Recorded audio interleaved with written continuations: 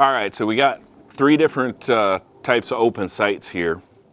So we have this Smith lever action that's got what I would consider a bead front sight and a rear peep sight.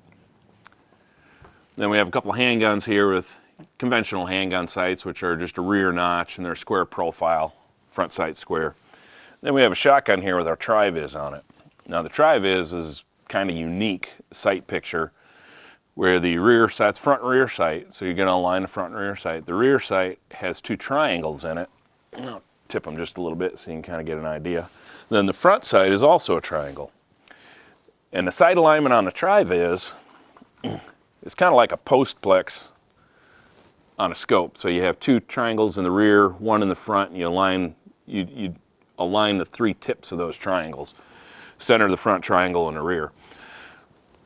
So it's I would still consider that a conventional sight picture, but it's a little bit unique. So let's talk a little bit about sighting these on animals. So like the Triviz primarily was created as a turkey sight, although I've used it for deer, and you can use it for deer, hogs, coyotes. A lot of people use it for coyotes, that kind of thing. But like, and no matter what you're hunting with it, but especially turkey. Let's talk about turkey. The one unique feature about a Triviz is since the rear sight is kind of an open circle with two triangles, it gives you a tremendous amount of view around the target. Where a conventional sight, say like on a handgun here, when you align these sights and you're using the top edge of the sights being aligned as your aim point, everything from that point down is kind of obscured. You know, the sight blocks a lot of that view, where with the Triviz, you can see around that target because this front, essentially you're seeing that front post stick up by itself with the two triangles on the side, so you can see around it.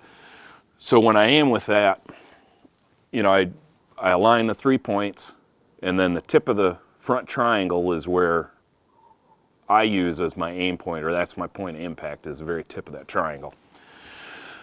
And it's a really nice sight, no matter what you're hunting, turkey, deer, or any other type of game that you're using front and rear sight for, that it shows so much of the animal. Say if you're hunting a turkey, you know, if you're aiming at the base of the neck, you can see basically the rest of the bird around the front sight. So it gives you a great sight picture where you can keep track of where the animal is. And if we get animals, when we're hunting with open sights, when you get animals at different distances, no matter how fine your front sight is, at some distance the sight will obscure the animal, no matter what it is. And with turkey, that doesn't take a lot because they're not so big. So then, you know, like on the lever action where we have a bead front sight, or essentially a round bead front sight and a peep sight, that bead front sight is a little bit wider and it's going to obscure the animal a lot more, you know, where this Triviz, and you're going to use, like we talked about before with that bead front sight, the way I personally hunt, especially with a peep sight, is you're going to center the front sight in the back circle. So you got a circle and a circle, essentially. The center of that front sight is where I perceive my point of impact to be. So you're going to cover the spot you're essentially aiming at with the center of that circle. So that does obscure the target, and that can be, you know, with smaller animals or different angles, that can present a little bit of an issue. You know, if you're at modest ranges, you know, 30 to 50 yards is usually not an issue. But if you get even a deer out towards the 75, 80 yard mark, you know, that a front sight can, like that on a peep sight, can obscure that target and make it really difficult to hold your point of aim on them. Where with like the Triviz, where you have a triangle for the front sight and you're using the tip of that triangle is very fine. So essentially, at almost any distance you can see at, the tip of that triangle is not going to obscure the target.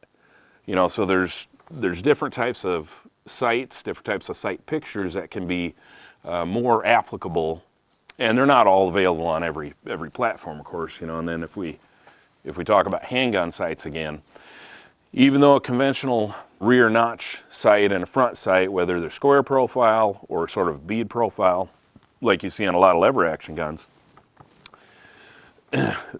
since you're using the top edge of the sight alignment as your dissection of your point of impact, and some people will hold, you know, say lower, just under the perceived point of impact.